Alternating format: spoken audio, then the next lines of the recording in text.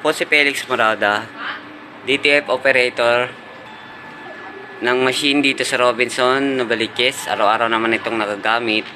Na may 68 meters kaming nairan dito as of this week. Ito po ang heads.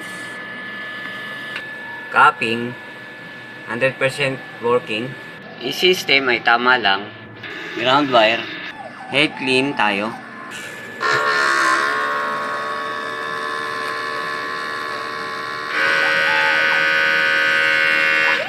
Punasan ng wiper after head clean. Nozzle check.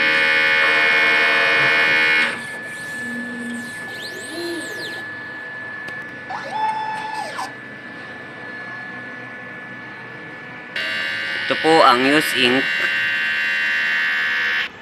unused ink, film, powder.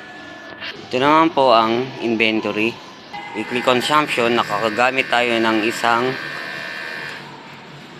film at isang resin powder. Ito naman po yung workload.